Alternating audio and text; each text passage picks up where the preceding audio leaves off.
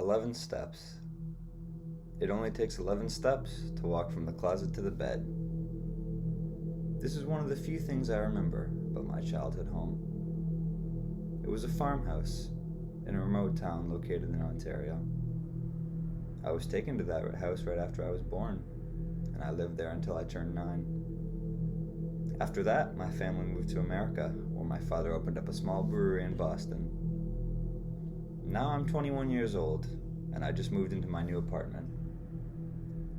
Living on my own has always been a daunting idea, but I knew it was time for me to take the next step into adulthood. The apartment comes with 2 bedrooms and 1 bathroom. It isn't much, but it's home, and my parents are pleased to finally have me out of their hair. I live within walking distance of my father's brewery, so I sometimes visit and pick up a few drinks. I work at the local library and deal with books that have been returned, as well as keep the shelves organized for the librarians. I do some writing on the side and try to keep healthy by jogging and going to the gym. It's a simple life, but I'm happy with it. Or at least I was. Last Monday, as I was dozing off, a thought came into my mind. It was hardly even a thought, only 2 words. 11 steps. Suddenly I was thinking about the farmhouse. I remembered the white paint that covered the house and how it was chipped and stained with the weather it had withstood in its time. It was built 75 years ago by my grandfather, however it still stood tall. I thought about the creaky porch and my mother's old rocking chair.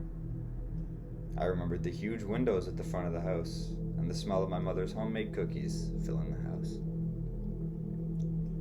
Then I remembered my brother, Thomas. This thought made me sit up in bed. Thomas was 2 years older than me, and we were inseparable. We would spend hours playing in the forest behind our house and kept ourselves entertained all day long. He was a kind brother, a good brother. Sadly, Thomas passed away in his sleep when he was 8 and I was 6.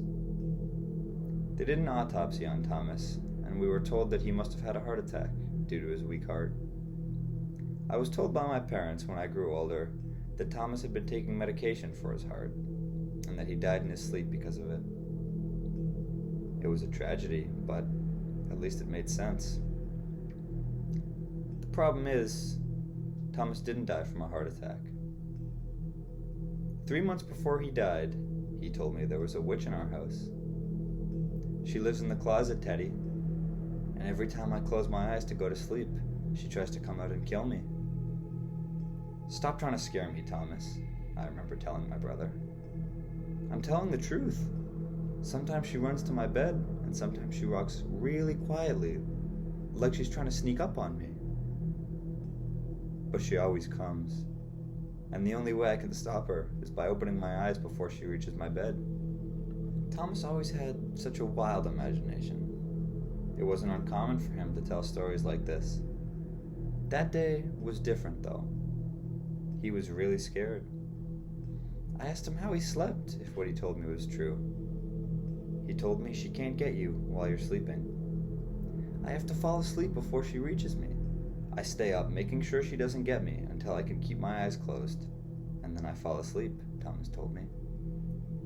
How do you know when she's at your bed? I asked him. 8 steps, he told me. I always count 8 steps before it sounds like she's right in front of me. Then I open my eyes. For some reason, this thought sent a chill down my spine. He was so confident with his answer. It's why I believed him. It's why I still do.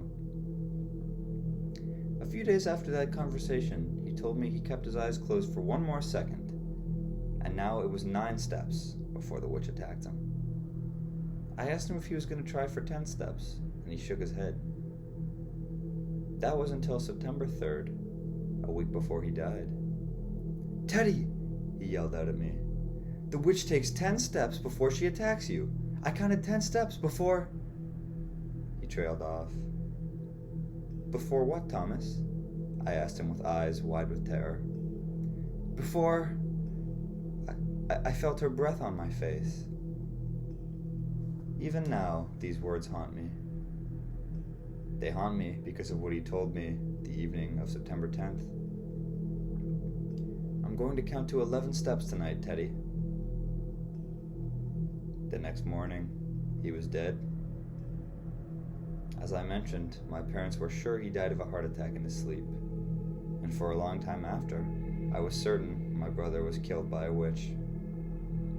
As I grew up, I realized that his overactive imagination may have triggered a heart attack that night.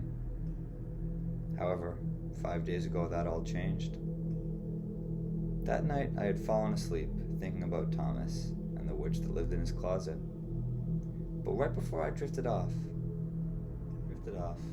I heard a single noise. A creak in my bedroom floor. I didn't think anything of it. Just an old apartment. But the night after that was different. As I lay in bed, I took a glance at my closet and noticed it was slightly open. "What the hell?" I said out loud. I got out of my bed and closed it shut. As I closed my eyes, I heard that same creaking noise and spun around to look. But nothing was out of the ordinary, and the door was still shut. I laid back down and heard 3 quick sounds. Once again, I opened my eyes and saw nothing. "Just an old building," I whispered to myself.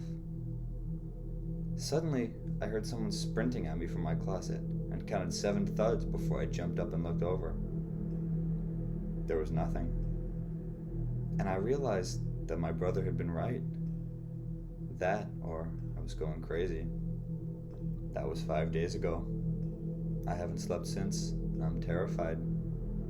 I tried going to a hotel, but the steps followed as soon as I closed my eyes. I don't want to go to my parents' house and bring whatever evil this is into their home. But I can't go on like this. So I have a plan. Tonight, I'm going to sleep, no matter what I hear. If I'm crazy, then this will prove it was all in my head. And if not, I turn off my lights and lay down in bed. I shut my eyes. 1, 2, 3, 4. She's running tonight. She stops at 9, and I hold my breath. 10.